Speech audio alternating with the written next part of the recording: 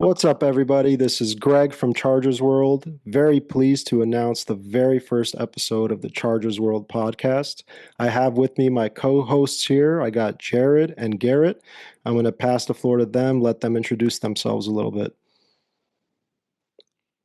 I'll go. So I'm Jared. I'm from New Jersey, very far on the East Coast.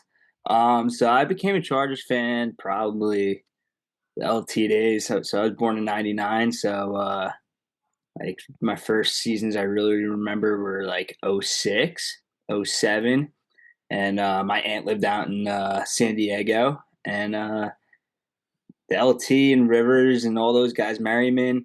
I got a phone call from it had to be my eighth or ninth birthday from Sean Merriman, and it was him saying happy birthday to me and all that stuff.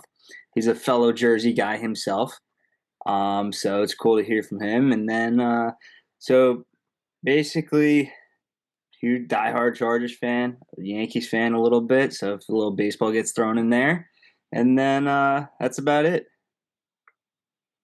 Go ahead, Garrett. Tell them about yourself. Awesome, awesome. So again, I'm Garrett. I reside in Tampa, Florida, with my family. Originally from like the Akron, Ohio area. So like LeBron James, Goodyear, AA was all founded in Akron, and kind of similar than Jared. Antonio Gates, tight end legend, went to high school at Kent State, and never played a down of football. He was all NCAA basketball tournament, led the Kent State Golden Flashes to the Elite Eight, and my mom is an apartment manager, still is, and she was actually the manager of Antonio Gates's apartment complex. So I met him when I was 11, 12 years old, so a good solid 20 years ago. And since then, the Bolt, the color, the scheme, LT, same thing what Jared said, Phillip Rivers. I remember my favorite number is 23, Quentin Jammer days, Sean Phillips, Jamal Williams, Vincent Jackson, RIP actually passed away, right up the street for me, unfortunately, here in Tampa. But it's a diehard fan, trying to go to as many games as possible. Hopefully go to another playoff game, next year and we end up with a W. But again, thanks, Greg, for having myself on here. I know Jared feels the same way. So absolutely. So thank you again, Greg. Yeah, of course. I mean, I'm lucky that you guys agreed to join me on this venture. I met Jared at a convention in New Jersey when I first started Chargers World. He reached out to one of the stories. He told me he was there as well. We got to meet, and I realized right away, like, this guy knows Chargers football. He's a great guy. So we stayed in touch. Garrett, I met through the fantasy league that we ran. Been doing it for a couple of years now, and we just connected. We have a group chat along with two of our other boys, OG and Weston. So shout out to them. And we're all around the states. So when people try to say Chargers don't have fans, well, we got one from Florida, we got one from New Jersey, and I'm personally born and raised in LA.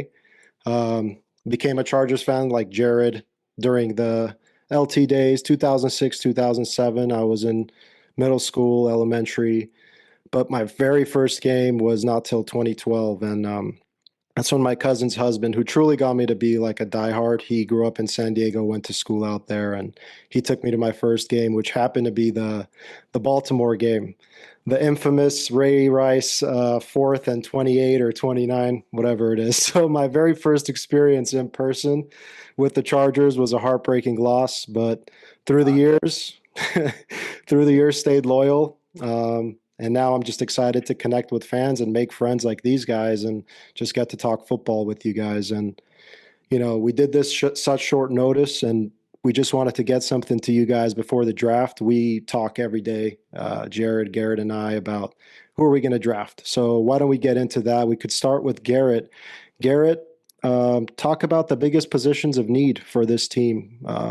Looking at last season and that wild card game, what do you think the Chargers are targeting now? Absolutely. So I was in Houston. I was at the wild card game. Unfortunately, we were. It was a great time, regardless. If anyone's near that area, definitely go to that stadium. And that stadium is very fun. To get in the draft, I am complete opposite than I think a lot of people. We want to work on the interior O line, and I know Herbert from that playoff game did get hurried and rushed. Correct me if I'm wrong, guys. Honestly, at least 15 times. I want to say 5 or 6 sacks, but actually rushed 15 to 20 rushes.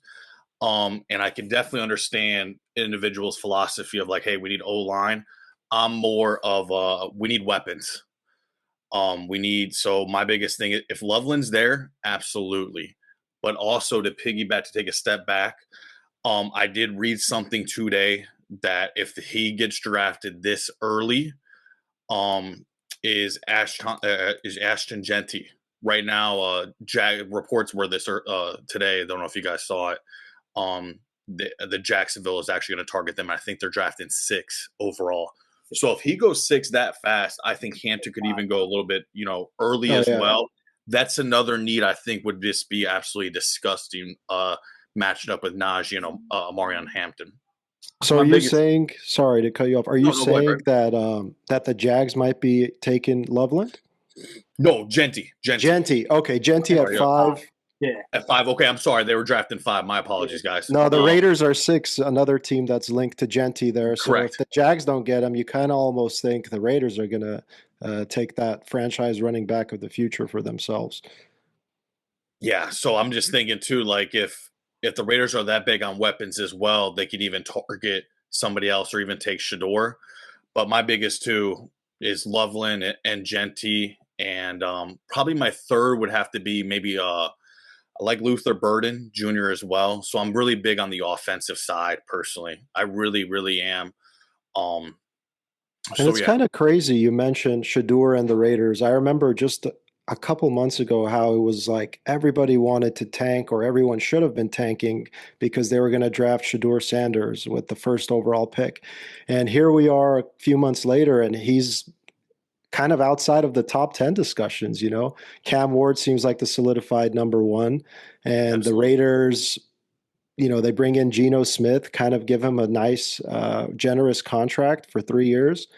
And all of a sudden, Shador to Raiders doesn't even seem like it's possible, or even something that's on the table for them, unless it's just, you know, smoke and mirrors. And um, but it's interesting. I do see the Raiders taking Ginty if the Jacksonville Jaguars don't. But there's Omarion Hampton later too. That's also tied to one of our division rivals, the Denver Broncos, in need of a running back.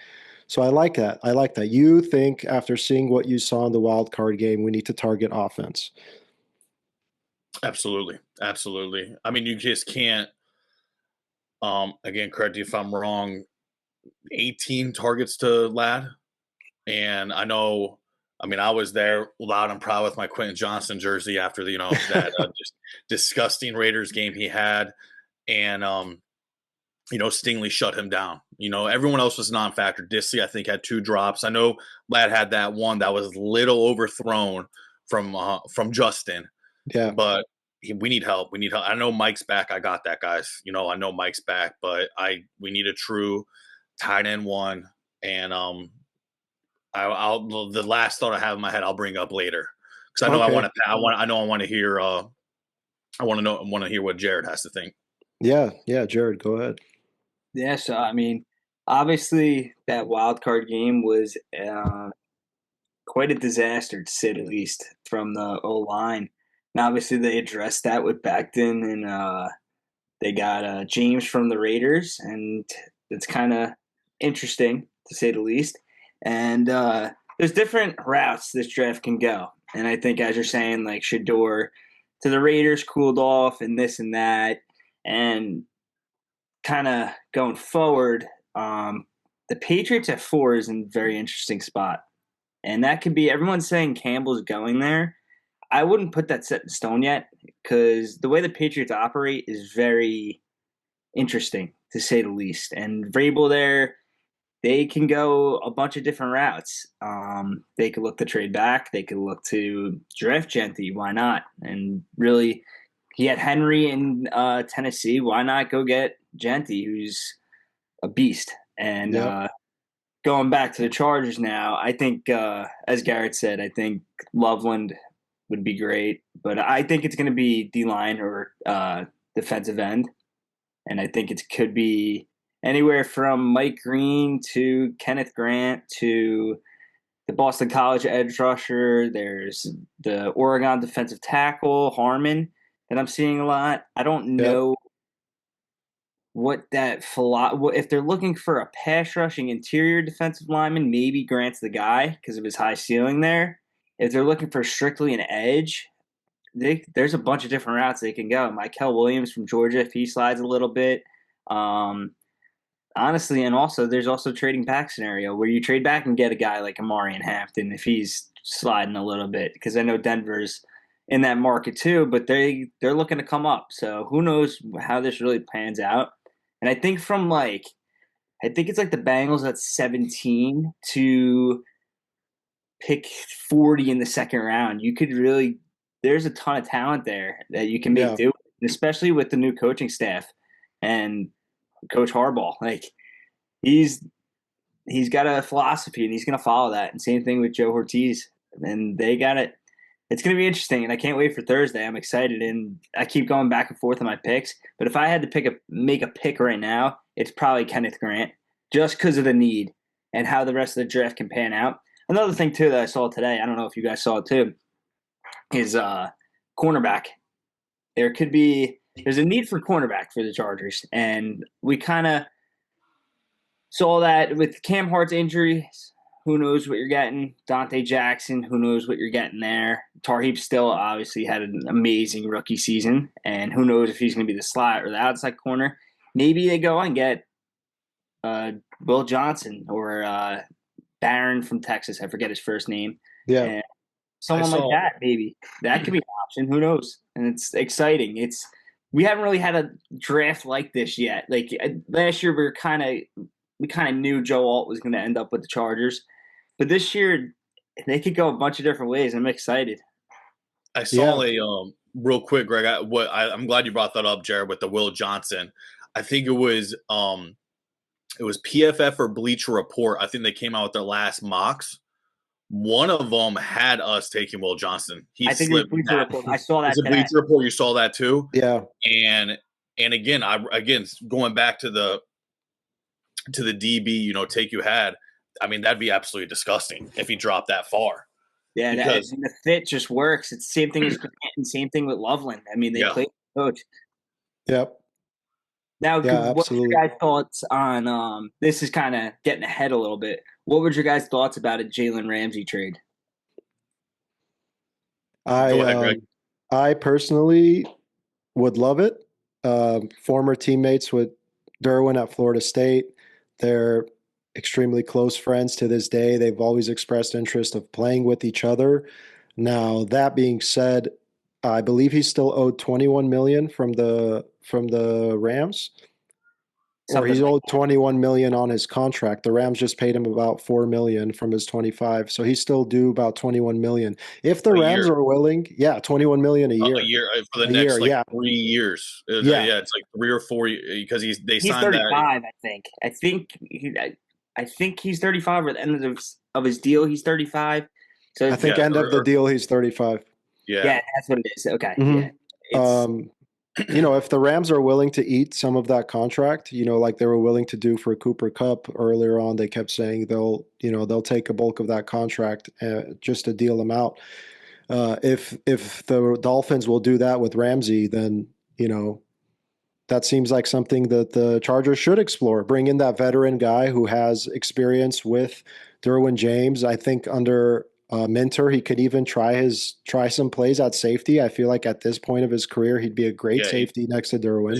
He's a big guy. He's not a small DP, and that was the biggest rarity when he was coming out in like 2014 or 15 when the Jags took him.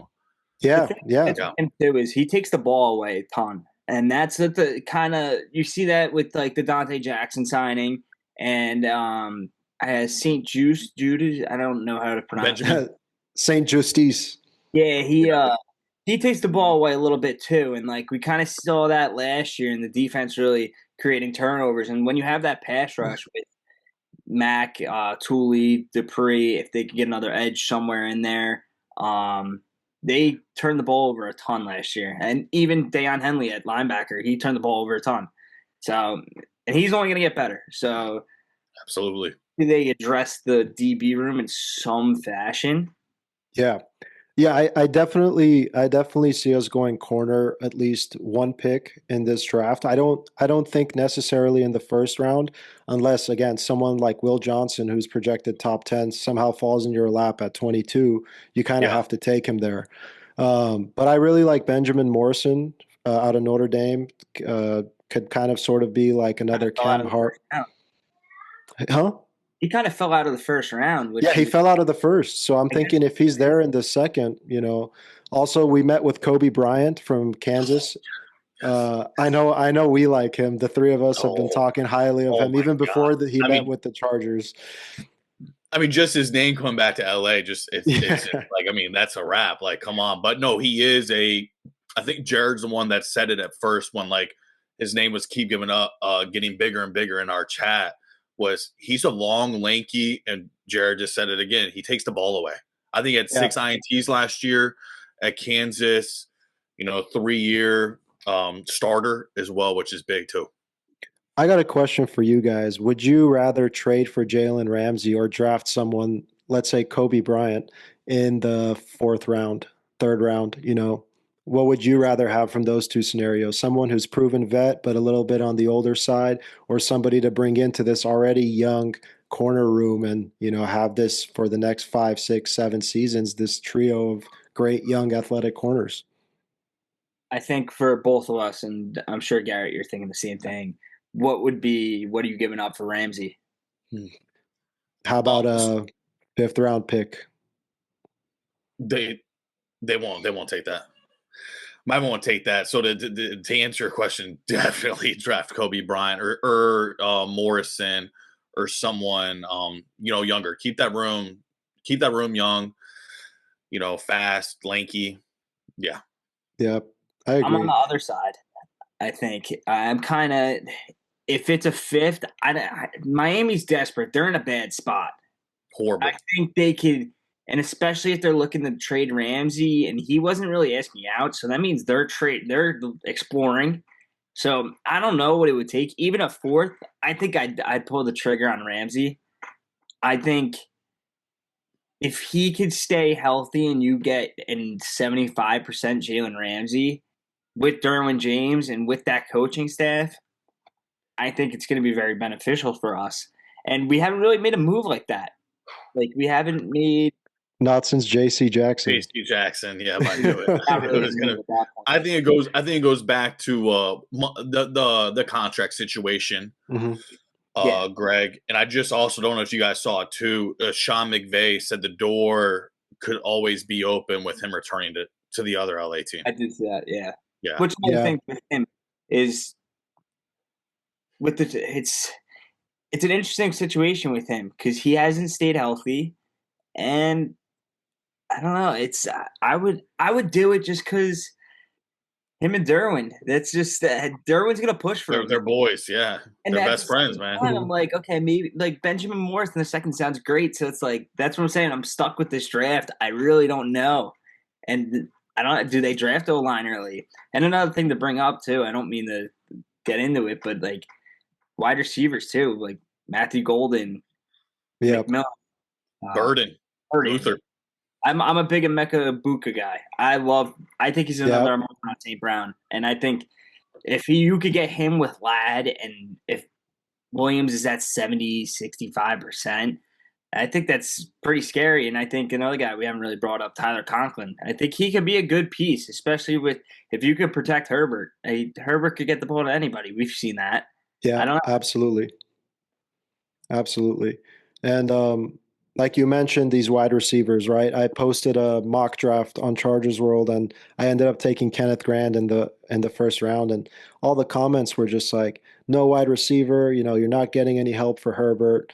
But kind of have to gauge how this front office is going to operate, right? We really wanted Malik Neighbors last year, but we're very thankful for Joe Alt now, right? In retrospect. Definitely think that Golden has some drop issues. That's my biggest concern with him. But we were having this conversation, and I said, "You guys think he could be sort of like Xavier Worthy level?" And I believe OG or one of you said, that's exactly who he could be like.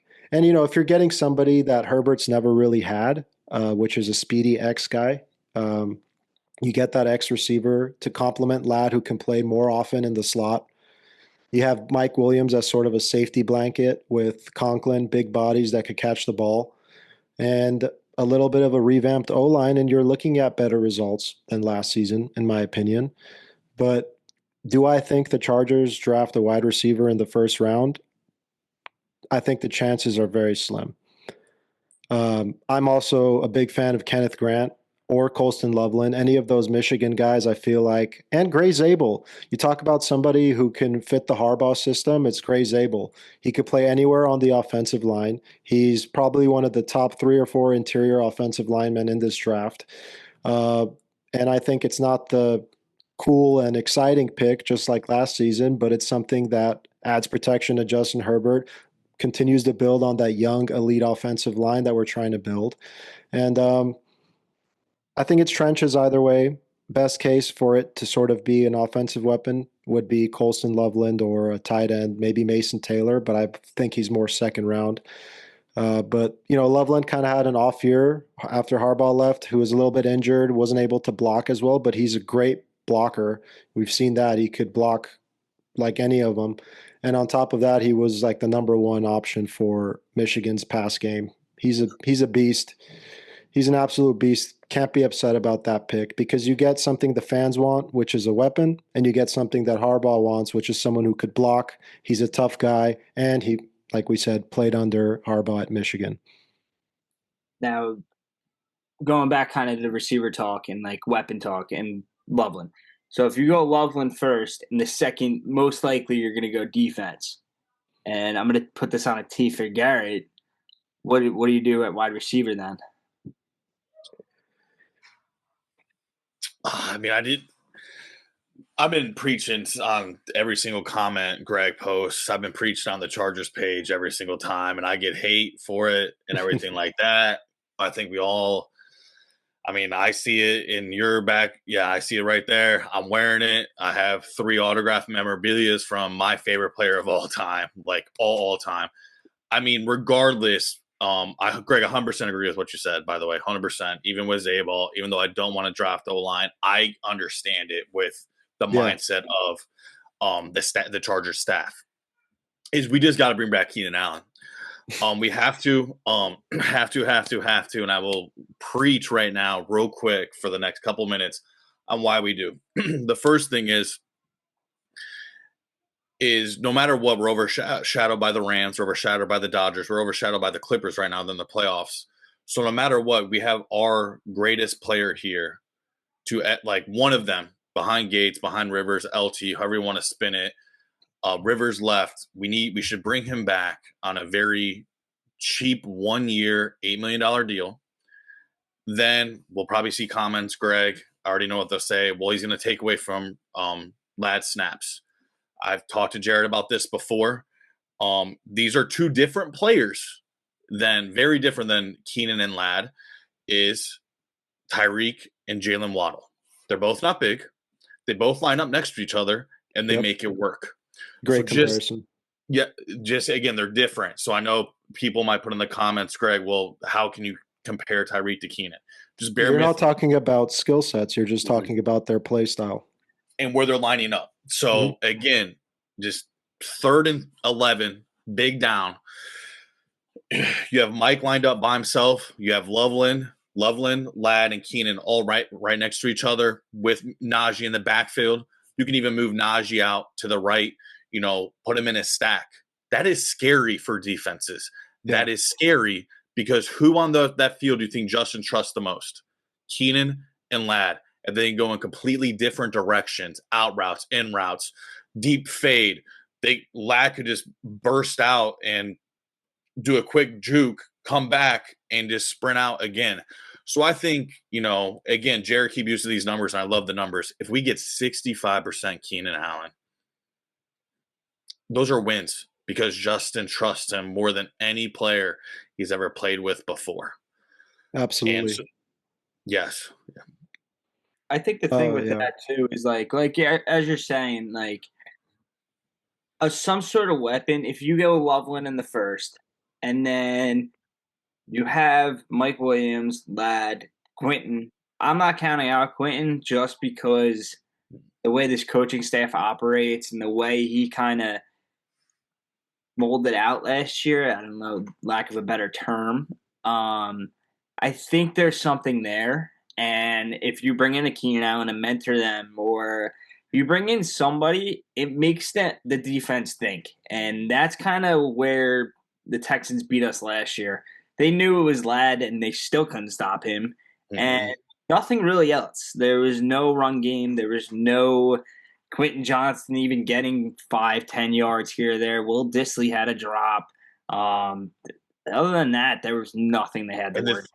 And the thing is, too, Greg, real quick, is I know you were probably going to think of it, too, is our defense before the end of the third quarter or mid of the third quarter were flying around. Yeah. Greg's favorite DB on the team, Dean Leonard, came down with an interception. You know what I mean? Like the first play, it was a fumble. Yeah. You know, and we were flying around before it was. I mean, the win was gone out of our sails. I mean, both sides. That first offensive drive being a turnover reminded me of the Jacksonville game. Mm-hmm. I believe Drew Tranquil came down with an interception on the Jaguars' first drive. Might have not been Drew, but it was, very similar. I think it might have been a Drew tip, and Yeah. maybe that was Zon's first one, but it was something like that. You're right. It was. Yeah. And then we go down and score. Austin Eckler scored a touchdown in that Jacksonville game. But sort of the theme, right? And that's one thing that people use against Justin Herbert often is his defense has gotten him 7 or 8 turnovers in the 2 playoff games that he's played combined. You can't blame the defense. Well, then if we can't blame the defense, that's fair. They did their part, right? Then the shift automatically blames to the quarterback. But our quarterback was being pressured on almost 50% of his drops. Like you guys said, he had one reliable target who, even though the Texans were double teaming and paying all that extra attention to, was still able to get 18 targets, a ridiculous about like 190 receiving yards, touchdown. And that guy's a rookie. That was his number one option all year, was a rookie. Hayden Hurst didn't pan out how we hoped he would, right? Joshua Palmer had a big chance to step up with the absence of Keenan and Mike, and he didn't do it. Quinn Johnston showed flashes, definitely an improvement from his rookie year. Ended up having like 7 or 8 touchdowns on the year. But again, the concerns are the consistency, the drops, and not giving up on his routes. If that thing's underthrown or if that thing's overthrown, you become a DB and you try to battle for that ball. Like the first interception Herbert threw. Underthrew Quentin a little bit. Quentin didn't play DB like other receivers do. He didn't get into that mindset of let me try to break up this pass and not let this corner intercept it. He kind of shies away from contact, and until he sort of gets that confidence and that strength, then he's gonna have to live up to that wide receiver 3, wide receiver 4 upside. So definitely needs help on offense. Keenan Allen coming in would be extraordinary, not just for the skill set, but for the fan base, for his relationships with Mike Williams, his chemistry with Justin Herbert, and just, having the greatest receiver in Chargers history back on your team, giving him an opportunity to retire as a Charger. I think that'd be a cool story for us as well. Yeah, and well said. I think the thing with Justin too is like, and coming down, you're talking about the playoffs and stuff like that. I think I'm not defending Justin, but he should get a little criticism. Not that I'm the biggest Justin Herbert fan. I think he's top 5 in the league. He's all that. He's everything. He's our franchise. But there is some things you see it in that Houston game. His gears start going. He gets kind of out of sorts a little bit. He doesn't want to run. Granted, yeah, he had a bummed ankle the whole year. And he's as tough as nails. He's as tough as they come. And the Broncos game, he was awesome in that second half. Even the Bengals game, he was good. That throw to last. I was going to say the Cincy game is where it was that was not unbelievable. I mean, we were all texting each other at well, you and me, Jared, at 1 a.m., 12:30 at night. Like I didn't go to sleep that night because I was just like, holy smokes, man! Like this was an unbelievable game. I But felt you're right. the I never felt honestly with him. It was just kind of like, yeah, his rookie year was awesome, but that team with Staley stunk, and those teams, or actually, it was Lynn It was at the Lynn. time, Yeah, and then going into Staley, and that was just they never helped him out. Let's get this guy help. Let's go do it, and let's go compete. We won 11 games last year, like, and obviously you can't really look at the schedule this year and be like, okay, this game's a win, this game's a loss. There's too much turnover in the NFL to think that. And Absolutely. obviously, our division's really good. The Broncos aren't going to go anywhere. The Chiefs are the Chiefs, and the Raiders are the Raiders. They're going to stink again, but we'll see how that goes. But if I always split the division and then take those games from there, but let's get him help. That's the bottom line. big time. Well, guys, this was fun. I really wanted to sort of, have this introductory episode and kind of let the listeners and our fans and everybody out there, the fellow Chargers fans, know who we are and what we plan to do. We plan to release an episode during the season after the game. So if it's a Sunday game, episode will be out Mondays. If it's a Thursday game, we'll try to get it out Friday, and have some guests on, have some fun. Real quick, guys, before we sign off, your final predictions for Thursday. Who do the Chargers pick? Garrett? I'll go Colston Loveland if he's there. Okay. Jared? I'm not going to go the same as him, but I'm going to go Ken. Kenneth Grant? Yeah. I think, just to be different, I'll go Zabel. Maybe wild card. Maybe we go offensive line again and see how that goes. Who's a late round pick, you guys think? If Jake Majors is actually going to fall the way he is in these mock drafts, I think you take him easily in the 6th round. You have 4 6th-round picks. If he actually falls, which I don't think he will, he's probably one of the better centers. I think he's a 4th round, 5th round guy at the latest. But if you want to use one of those 6th-round picks and someone like Jake Majors is there, I'm taking him happily. Garrett? Yeah, I was thinking. I just like that. I like this kid. I like his story and everything like that. We'll see if he does fall. I'm a big weapon guy. Jimmy Horn Jr. from Colorado. Yeah. I'm really high on him. I think he's a good kid with a good head on his shoulders and everything, and I think he'd be an awesome fit for us to see. Wide receiver depth as well. Yeah.